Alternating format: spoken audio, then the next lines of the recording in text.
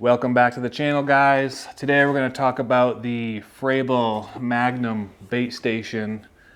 This is the 13 quart, the smaller size bait cooler that they make. And we're going to talk about some of the modifications that I've done to it for ice fishing. There seems to be a debate every year whether, people are always asking, should I get the Engel or should I get the Frabill? What's better? What's the differences and all that? Well, I can tell you I've used both of them and I much prefer the Frabill bait station. I know there's going to be a lot of people probably commenting saying they prefer the Engel cooler, but I'm going to go ahead and tell you why I prefer this over the Engel cooler. The one thing I do like about the Engels is that they make them in a smaller bait bucket.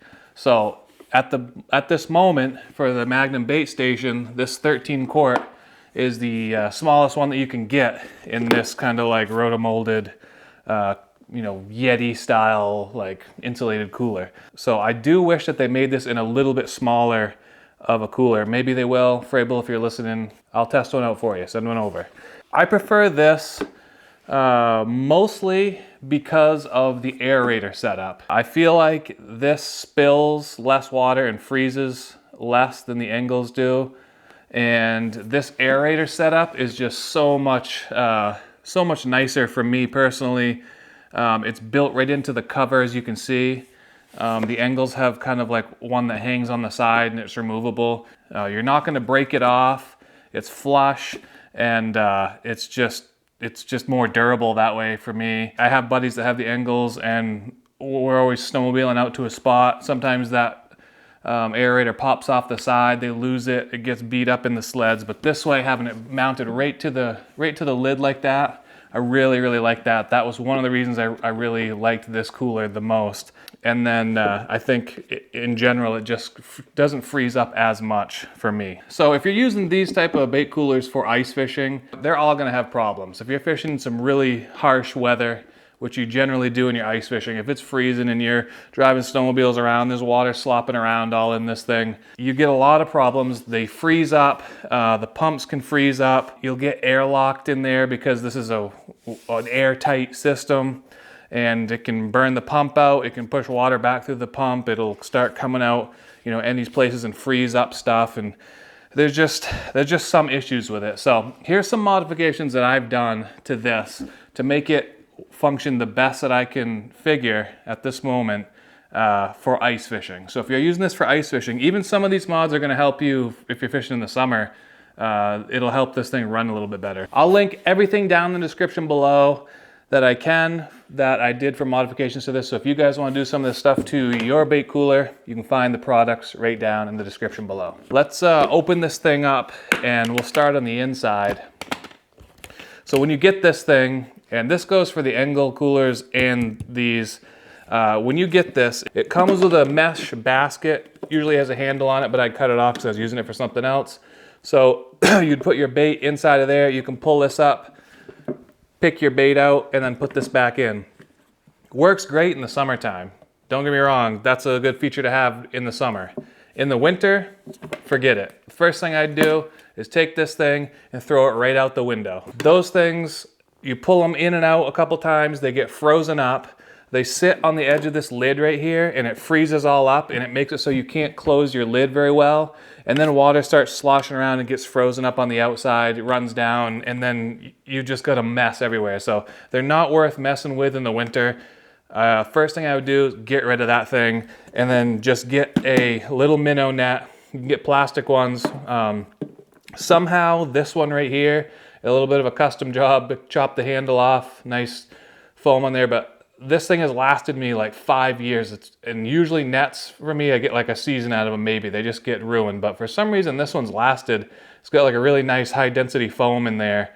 And usually that's what goes is those cheap like $2 nets, the foam just busts up and then you got to dig down the water. Having foam on the end of the handle is nice. You don't have to submerge your hand to get your net and scoop your minnows out. So that will eliminate a lot of your problems. A lot of people that get these say that they don't work well, they don't seal well. Well, that's why, because you're using that net thing and it gets frozen up and it just makes a complete mess in there. Opening and closing that a bunch, it's gonna get frosted up and frozen, so you do have to kind of watch out for that. I usually, every now and then, I'll scrape the edge of this and just kind of scrape this seal, lock it back up, and it's fine. So the next issue that I had with this was, while I liked how the aerator came recessed in the top of this, I didn't like the aerator itself. It comes with this aerator right here, which does work well. It bolts down through the top of that. So as you can see, open this up, it's got 2 D batteries in there, and it's not rechargeable. So you have to change those batteries out. They don't last all that long. I didn't really like that, having to change those batteries out all the time. So when I'm using this, if I got shiners in here, you don't even need to run an aerator.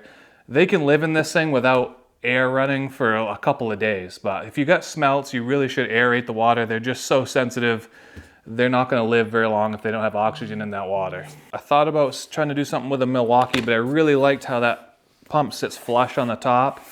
And I found this company called Bubs Daddy. You can see this says Bubs Daddy right on there. They make a direct replacement for this Frabill bait station that is chargeable with a USB. There's no more D batteries. They give you a USB cord, you plug it in right on the back, and it charges up and it runs. I don't know how long it runs for, but I've been using it this season some. I ran it the other day for basically 2 days straight, and I haven't charged it yet, and it's still running great. It's got a variable speed aerator, so you can have it wide open, or they recommend putting it right where that dot is, I think. It's very quiet. I'm not affiliated with them whatsoever. I just bought it with my own money, paid full price.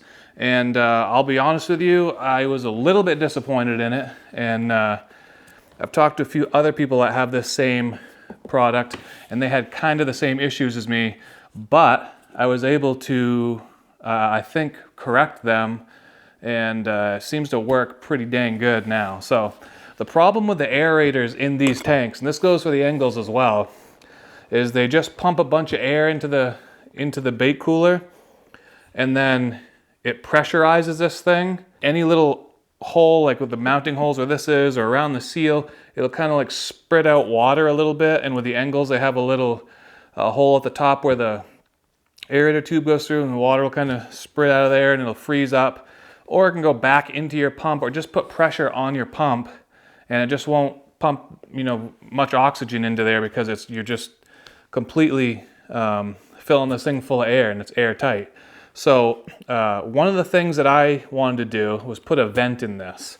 So I did that, but I actually had this out in the garage. It's a gas tank valve that you can pop open, and you can see I just got a piece of tubing in there, aerator tubing. I hot glued it all together, drilled through here, and it sticks right out the bottom there. When I'm ripping across the lake, going to a spot, I can close that cap and nothing's gonna spill out. And when I get to the spot that I'm gonna be fishing most of the day, or just intermittently, I can pop that cap open and let this thing breathe. So any excess air isn't getting trapped inside, it's going out this tube. That obviously can get a little bit frozen up every now and then, so you might have to clean that out. But for the most part, it's worked pretty good for me so far, and it was a super easy install to do.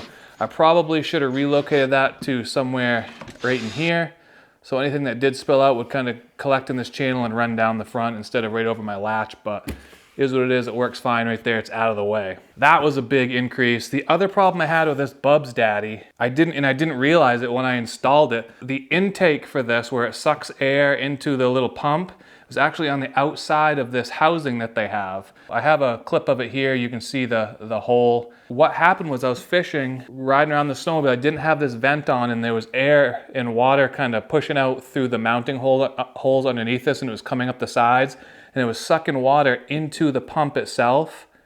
And then overnight, I didn't bring this inside, and it froze the pump up. So, and I couldn't figure out what was going on, but when I pulled this off, I realized that there's an intake right there. What I did, and I asked the guys that make these things if I could do this, and they said no, but you know me, I did it anyway. I basically just pulled the pump out, I spun it around, so the intake is inside this box now, and hot glued everything back together.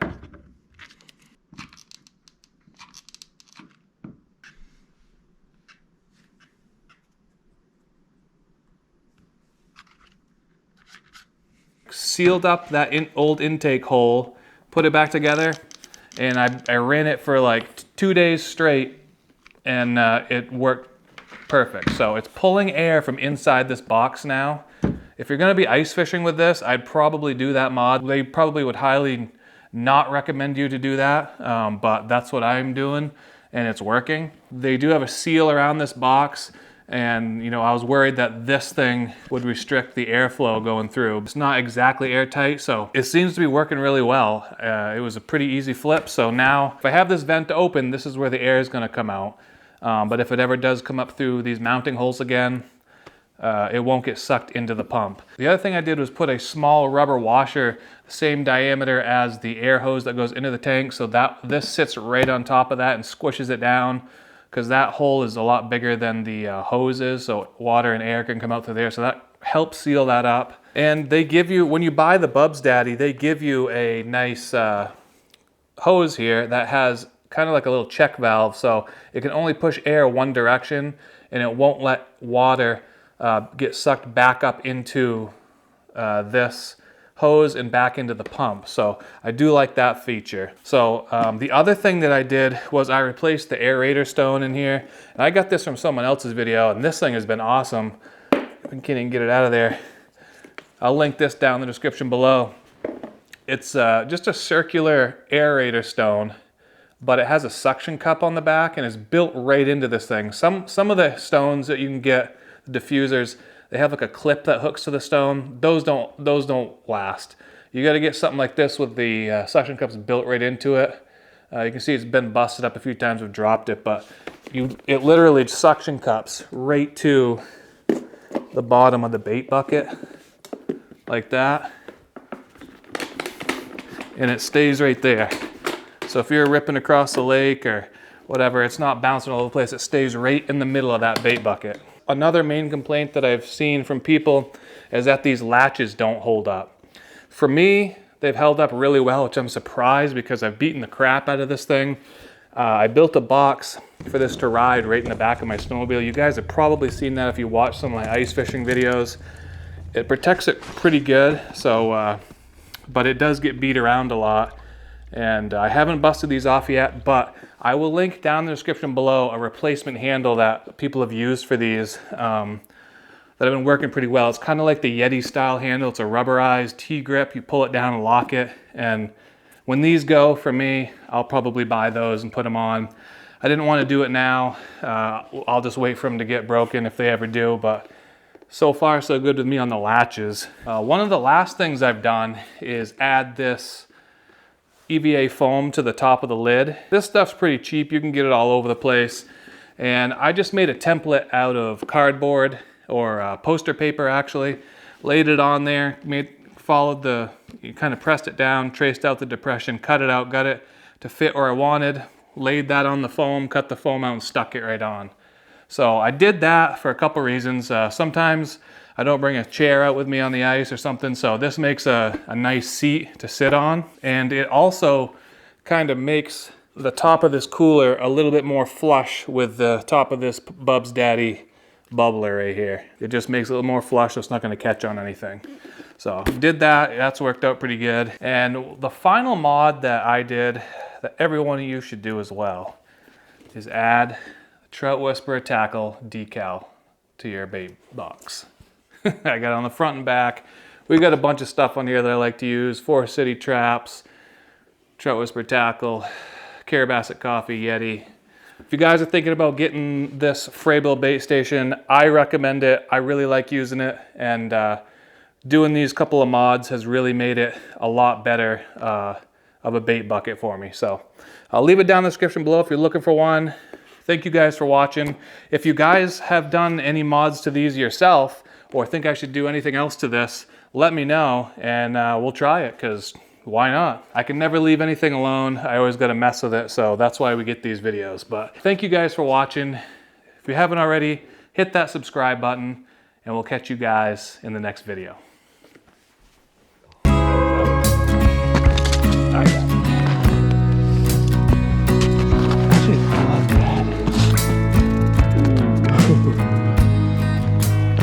Man, I don't like it when it gets so old. Dude, that thing died. That's sick. It's not a huge fish, but it's fat, healthy. Big tail. Yeah, here we go. Pretty fat. Got it now.